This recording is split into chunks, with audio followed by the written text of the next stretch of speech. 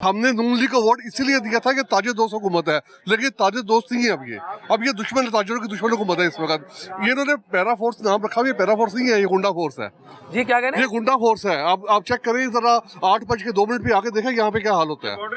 ये कैसे लोगों को तस्लील करते हैं, कैसे लोगों की बेइज्जती करते हैं। यहाँ पे एक अच्छा खासा मुहज़्ज़ब आदमी है, जब गिरबान से पकड़ते हैं उसकी क्या इज्जत रह जाती है। बात ये है कि कौन टैक्स नहीं देता। आपने ये बाइक पकड़ा हुआ, इसमें भी टैक्स लिया हुआ है आपने, ठीक है। आपने ये एनक लगाई हुई है, इसमें भी टैक्स देते हैं आप। मैंने चश्मा लगाया हुआ, मैंने इसमें भी टैक्स लिया हुआ है। मैंने कपड़े पहने, मैंने इसमें भी टैक्स लिया हुआ है। शूज पहने, इसमें भी टैक्स लिया हुआ है। इवन के एक दिन का बच्चा जो दूध पीता है वो भी टैक्स देता है। टैक्स कौन नहीं देता? आप बताएं मुझे। ऐसा नहीं कौन नहीं देता? ये ऐसा नहीं साहब ने, मुझे आप बताएं। उन्होंने कहा कि हम टैक्स नहीं देते। मेरा आपसे सवाल है, टैक्स कौन नहीं देता? एक दिन का बच्चा भी टैक्स दे रहा है। सर हम वैसे नहीं देते ना जैसे मुहज़्ज़ब कौमें देती हैं। सब दे रहे हैं, कोई बंदा ऐसा नहीं है टैक्स ना दे।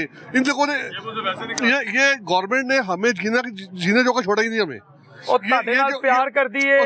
सर हमने नून लीग को वोट इसीलिए दिया था कि ताजे दोस्त हुकूमत है, लेकिन ताजे दोस्त नहीं है अब ये दुश्मन है, ताजरों की दुश्मन हुकूमत है इस वक्त। ये इन्होंने पैरा फोर्स नाम रखा, ये पैरा फोर्स नहीं है, ये गुंडा फोर्स है जी। क्या कह रहे हैं? ये गुंडा फोर्स है। आप चेक करें जरा 8:02 पे आके देखें यहाँ पे क्या हाल होता है। ये कैसे लोगों को तस्लील करते हैं, कैसे लोगों की बेइज्जती करते हैं। यहाँ पे एक अच्छा खासा मुहज़्ज़ब आदमी है, जब गिरबान से पकड़ते हैं उसकी क्या इज्जत रह जाती है। आप बताएं मुझे। वो कहते हैं हम आपको कानून का पाबंद बनाना चाहते हैं ताकि जब कानून का बंद जरूर बने, जैसे कि अभी हमारे सदर साहब ने भी ये बात की है कि एक बंदा सामान पैक कर रहा है, उसका शॉपर बंद पड़ा हुआ है, अब वो लेके जाए भी ना वहां से, वो क्या करे, छोड़ दे वहीं पे सारा कुछ।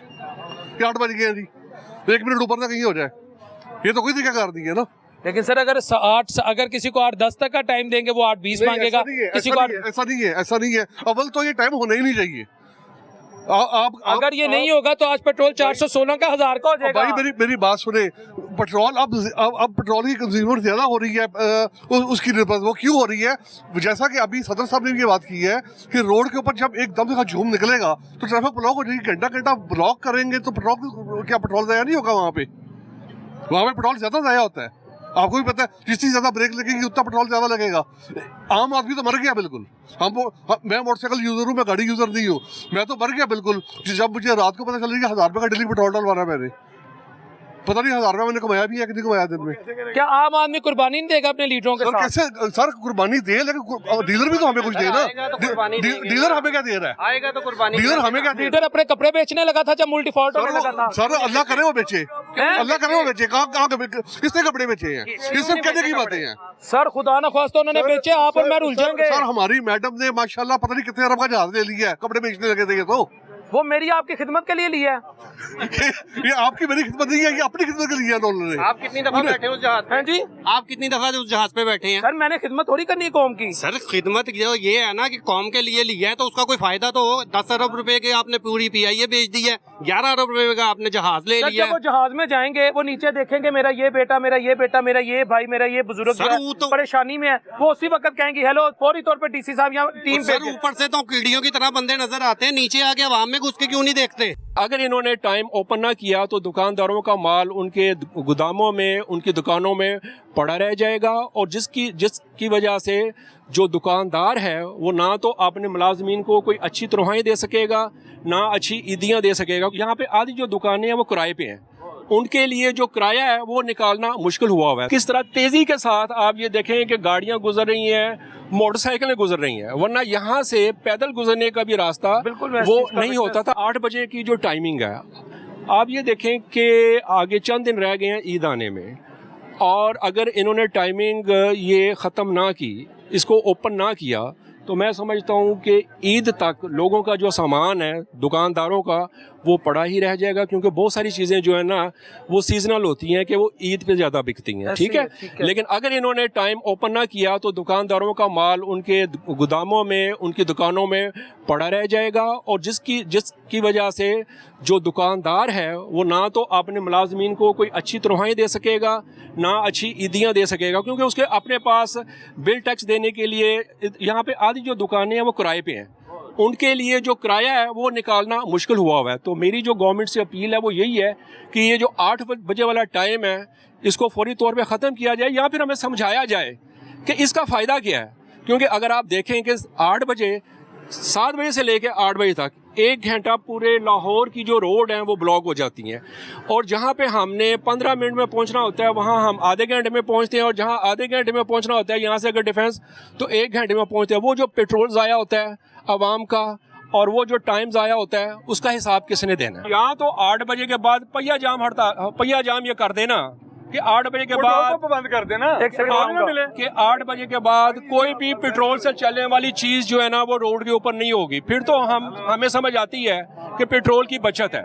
लेकिन अगर 8 बजे के बाद भी ट्रैफिक वैसे ही रवा दवा है और 8 बजे से पहले 7 बजे से लेकर 8 बजे तक तमाम रोड ब्लॉक है, तो ये कहाँ की बचत है, कहाँ का फार्मूला है, हमें भी समझा दें। इस महीने की अगर बात करें ना, मई का महीना जो चल रहा है, इसमें 4 इतवार की छुट्टियां आ जानी है और 4 ही ईद की छुट्टियां आ जानी है, 8 और एक 6 मई की जो छुट्टी है वो गुजरी है, 9 छुट्टियां। और जो इन्होंने टाइम 8 बजे का किया हुआ है, अगर उसको हम डेली कैलकुलेट करें तो ये 15 छुट्टियां बनती हैं। 15 छुट्टियां बनती हैं इस महीने में, तो 15 दिन में हमने क्या कमाना है और क्या खर्च करना है, और ऊपर से ईद आ रही है। ईद से भी 1-2 दिन पहले छुट्टियां हो जाती हैं। हाँ जी, ठीक है ना। इस महीने में समझ लें कि तमाम दुकानदारों ने या जो कारोबार है वो 15 दिन होना है, और ख़र्चे जो हैं वो ईद की वजह से डबल है। हर किसी का दिल चाहता है कि वो कुर्बानी करे और अपने घर वालों के ऊपर पैसे लगाए या अपने मुलाजमीन को वो जो है ईदी दे। लेकिन अगर 15 दिन कारोबार होगा तो ये सारी चीज़ें कैसे पॉसिबल होंगी? इसलिए जो है वो 8 बजे का जो टाइम है, फौरी तौर पे इनको ईद तक तो कम से कम ख़त्म करना चाहिए, फौरी तौर पे, आज के आज ही। पैरा फोर्स ने जितना ताजरों को तंग किया है, ये इसकी मिसाल पाकिस्तान की हिस्ट्री में नहीं मिलती। मैं सिर्फ इसके बारे में यही कहूँगा। खूबसूरत नहीं कर दिया? खूबसूरत क्या करना है, उन्होंने तो हर बंदे को परेशान और जलील कर दिया है कि अगर किसी वजह से कोई कस्टमर जो आउट ऑफ सिटी से आया है, ठीक है, उसका काम दुकानदार कर रहे हैं, उसका माल पैक कर रहे हैं कि 8 बजे की बजाय अगर 5 या 10 मिनट ऊपर हो गए हैं, उसने माल लेके जाना है, ठीक है। अगर 5-10 मिनट ऊपर हो गए और पैरा फोर्स वाले आ गए तो उन्होंने देखना कि शायद ये शायद नज़ीर चौधरी है या कोई रेडियो वाला है या कोई XYZ कौन है। उन्होंने गरेबान से पकड़ना है और जो दुकान है, आपका जो कारोबार है, उसको सीज कर देना है और आपकी इंसल्ट करनी है सरेआम, और साथ वीडियो बनाते हैं कि ये देखें इनका हमने ये हाल किया है, ये इनका हाल है। आम आदमी तो आप समझ लें कि सिर्फ इस वक्त पता नहीं वो किस तरह अपना गुजारा कर रहा होगा। कि अगर हम सबसे पहले बात करें पेट्रोल की, तो मेरे लेफ़्ट राइट भी जो लड़के खड़े हैं ये सारे लेबर तबका है, यहाँ पे दुकानों पे काम करते हैं, कुछ बाहर गाड़ियों का काम करते हैं, और ज़ाहिर है आजकल मोटरसाइकिल हर एक के पास है। तो इनका मैं समझता हूँ कि कम से कम पेट्रोल का 200 रुपये का ख़र्चा जो है इनका डेली का कम से कम वो बढ़ गया है। ऐसे ही है। 200 का मतलब है कि महीने का 6,000 रुपये, और 6,000 का मतलब ये है कि उनकी जो तनख्वाहें हैं आया वो 6,000 बढ़ी हैं या नहीं।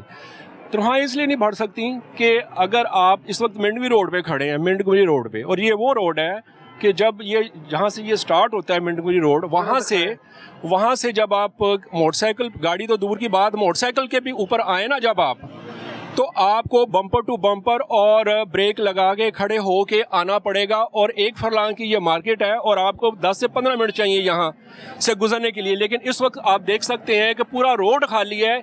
किस तरह ये जो पार्किंग है, ये एरिया बिल्कुल खाली है, कोई गाड़ी नहीं, कोई कस्टमर नहीं है।